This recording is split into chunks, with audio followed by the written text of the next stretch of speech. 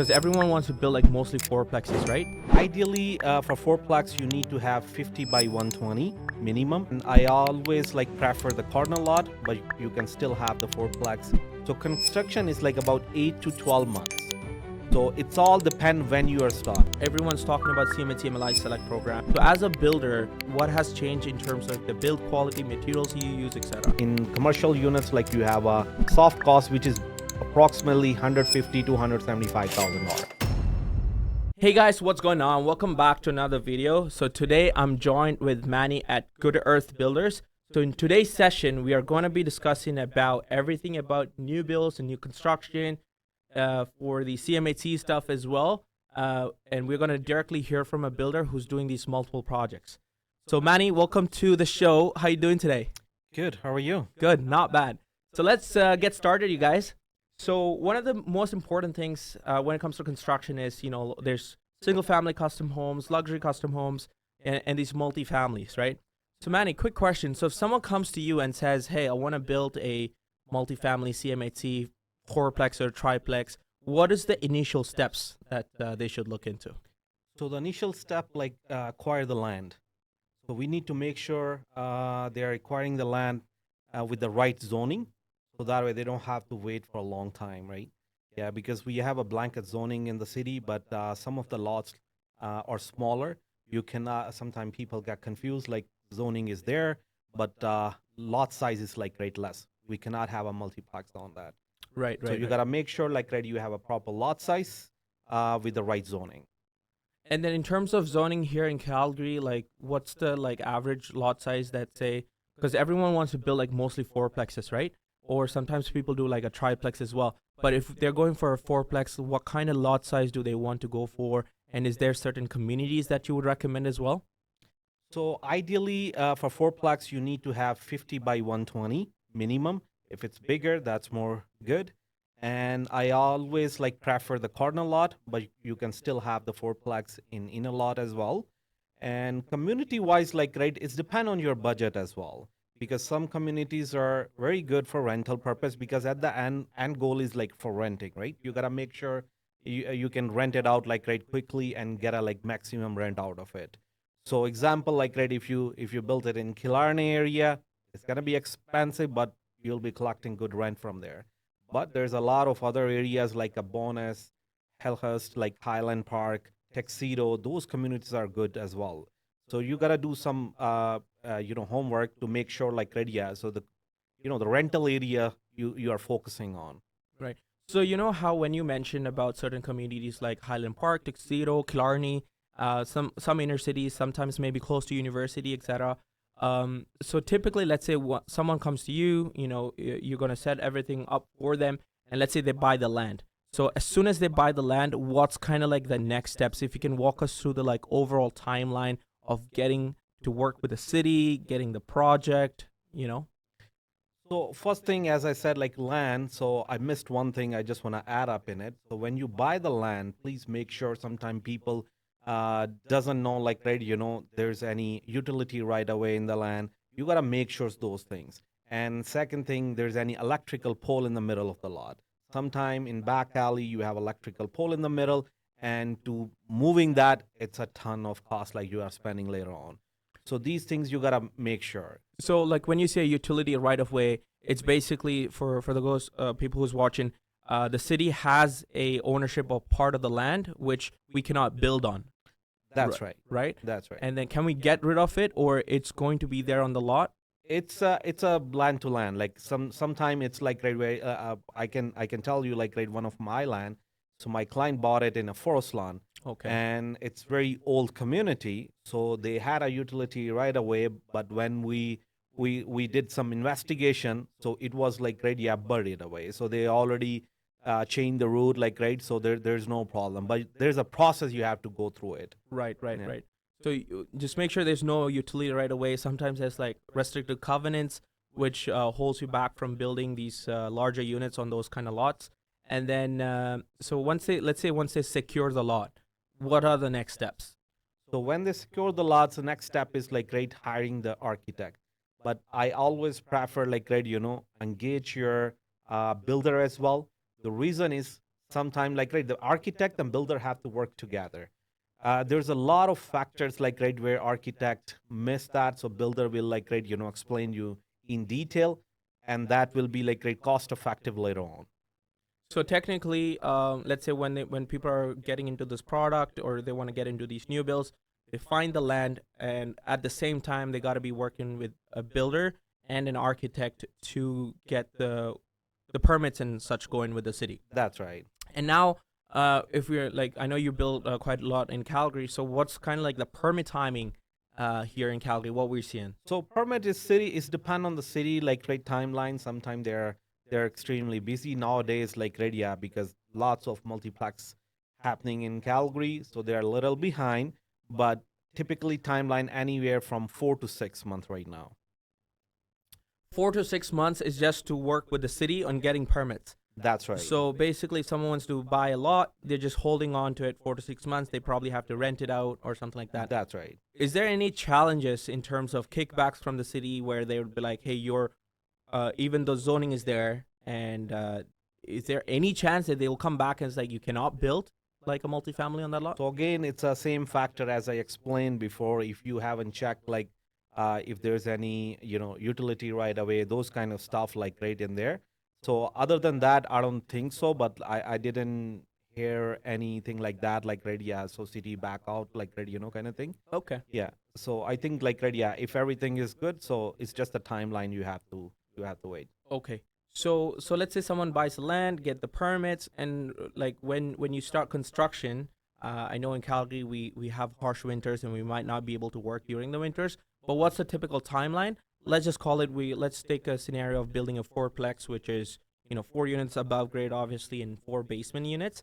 So typically each unit would be what, 1250 square feet above grade? Yeah, somewhere 1250 to 1350. So 5,000 square feet above grade. That's right. So 5,000 above grade and with the legal suites.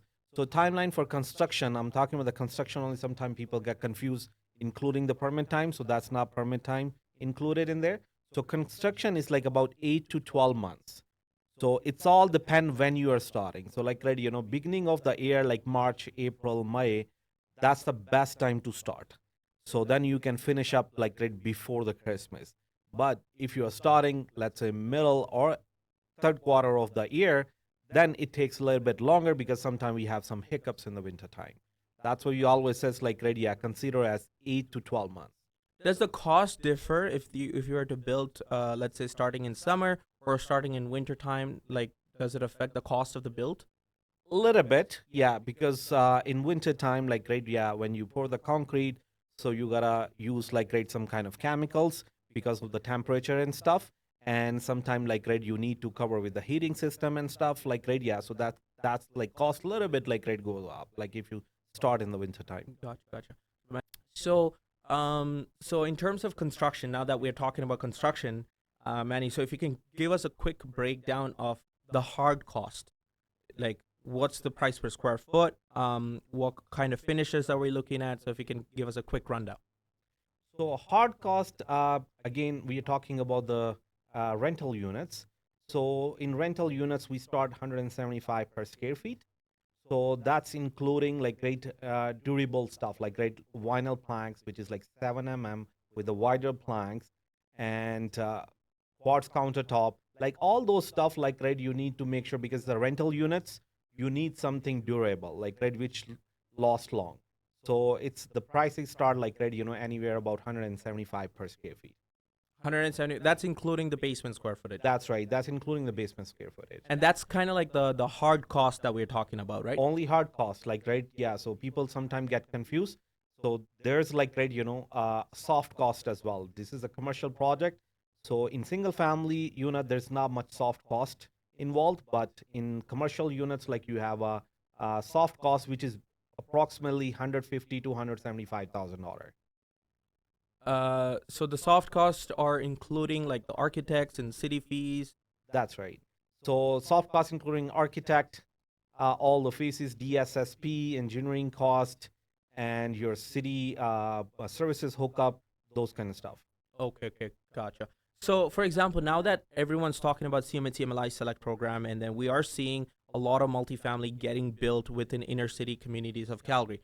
So as a builder, what has changed for you guys when it comes to actually building, let's say going from a duplex that you guys used to build now to a fourplex?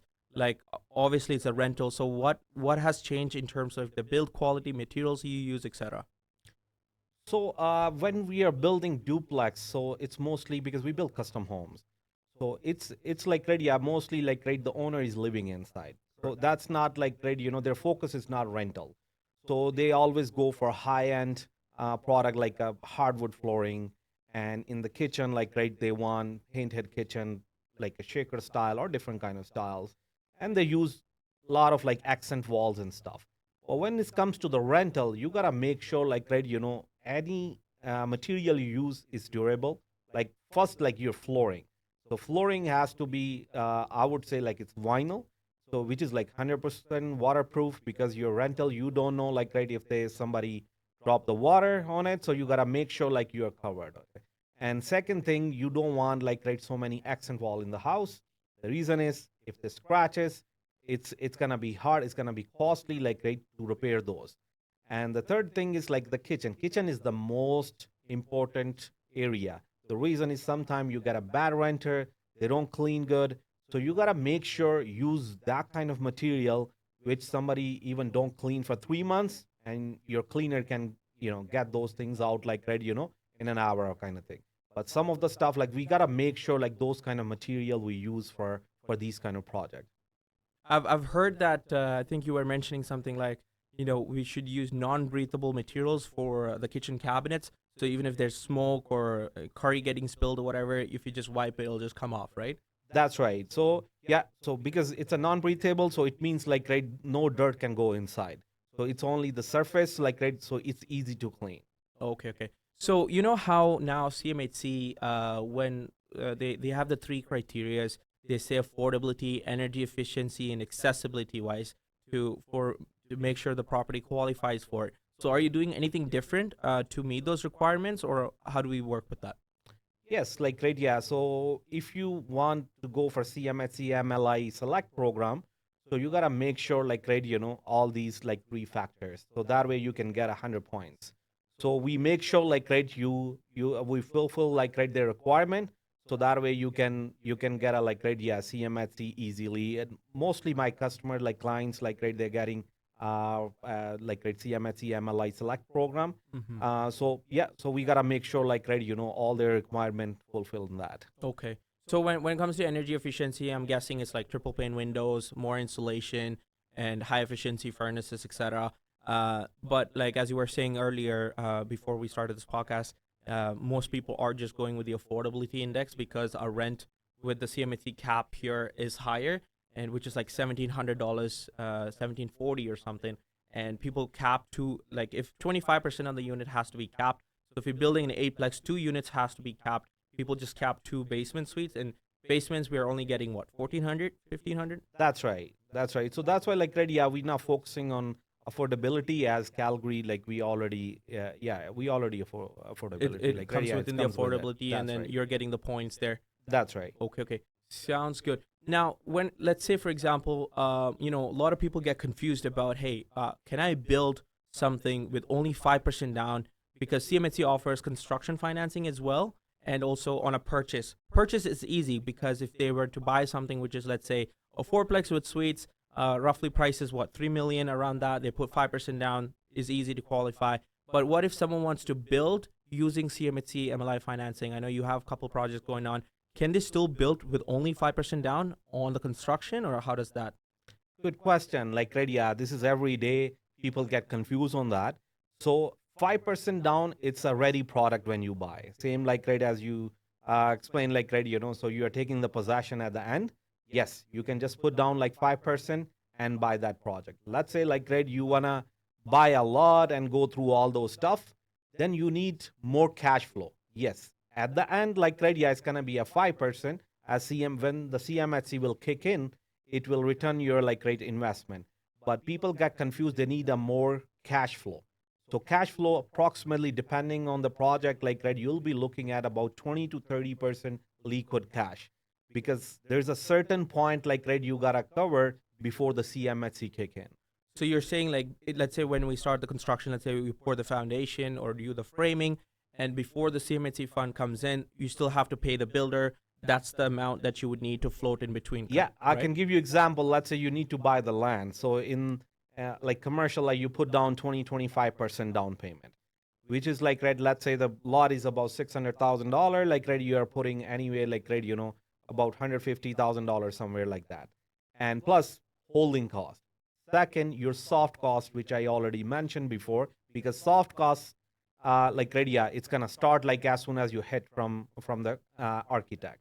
So it's approximately $150,000 to $175,000, like, right, you have to spend, which is like CMHC will cover it, but CMHC only kick in when the construction starts, right? So means to getting to that point, you need to hire architect. All the soft costs you have to pay from your pocket. You have to pay like all the builder's deposit. Obviously, they have to demo the house. You have to pay for it, dig the lot, and do the foundation. So CMHC usually like, right, wants to kick in like, right, in the construction phase. In that time, they will pay in draw payment, and then mostly money will come back. But sometimes people get confused. Oh, I just need a 5% and I can build it from the ground up. No, that's not true, right? Yeah. So yes, like at the end, it's only 5% down, but you need a more cash flow. Well, that's a big myth which has been like broken down, you guys, because a lot of people still ask us, hey, can I still build with a 5% down, which is not true. On paper, it would look like it, but you still need more cash in between to float. Um, People love numbers, Manny. So let's say someone is building, like, how much money are they making in profit? I know this is probably nothing that you can disclose on because you're doing a lot of projects, but like for the viewers here, like why are people jumping into these bills, and how much profit are they making on the back end? So just want to confirm profit, you mean like somebody wants to build and sell it? Yeah, so someone, Yeah. let's say, who buys the land, Yeah. right? And let's say they're working with you on the build and such, and they're going to sell it. Like, what's the margin they're seeing? So I I just want to clear one thing in here. Sometimes people think like, right, they can build it with the CMHC and they can sell it. No, CMHC like, right, wants you to hold the property. They don't like you to sell right away. So let's say like, right, you're an investor, you just want to build something and sell it.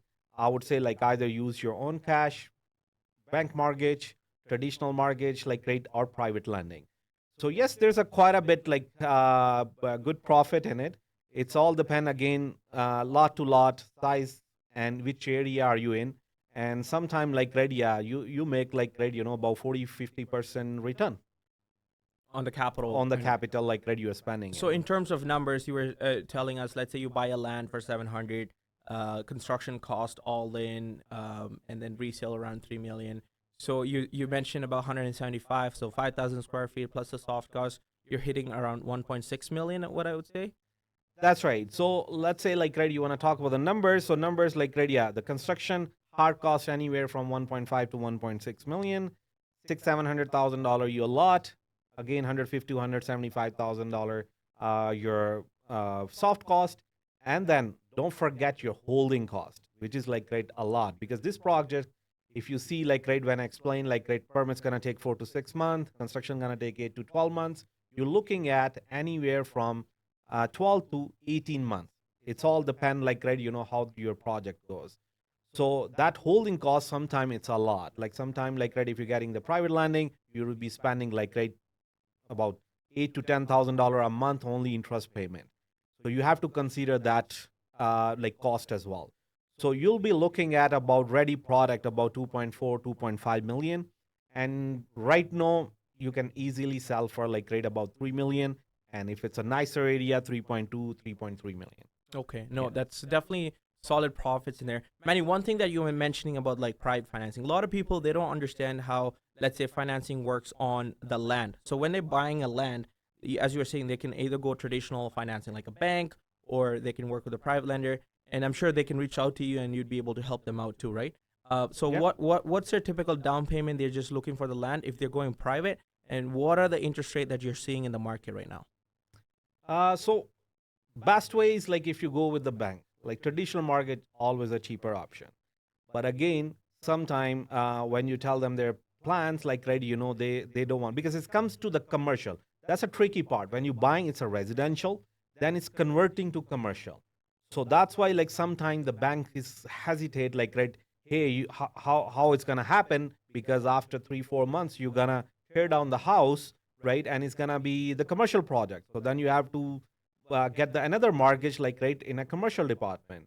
And recently I hear like, right, it's very hard to get from the bank, but yes, you can try. And if somebody has a good connections and good credit history, then it's easy to get a traditional mortgage. But for investors, usually it's B lenders or private. So private lending, like, right, they always need about 20 to 25% down payment, and in construction they cover up to like 75%, 70 to 75% of the value. But their interest rates are high, where traditional is like, right, 5 to 6% for construction mortgage, and for private mortgage you're looking at about 11 to 13%, depending on the lender. Okay, sounds good. Sounds good. So let's say someone owns a land, they could just reach out to you right now, and then you'd help them with every single process from A to Z. Yes, yeah. So if somebody owns the land or even looking for a land, yeah, just give us a call. Like, right, yeah, we can set up a time. We can explain you in detail from A to Z. We can help you out. Awesome, awesome. Well, thanks a lot, you guys. We're gonna wrap it up today. Or is there any additional thing that we'd have to discuss there, Manny? Or No, yeah, if you're looking to build like, right, any multiplex or custom built home, yeah, reach us like, right, and call us or set up a time, and then we can explain you from ground zero to build everything. okay, awesome. So you guys, thanks for watching. I hope you guys found great value in it. There's so many golden nuggets that we uncovered in this session here. We are going to do more of these sessions as well. And thanks, Manny, for coming along, taking your You're time, welcome. and Yeah. having a seat with us here. We're going to have all the info in the description here on YouTube, you guys. And we're going to be doing more of these sessions. So make sure to subscribe. And if you did find value in it, share it with someone who would also find value in it. And we'll see you in the next one.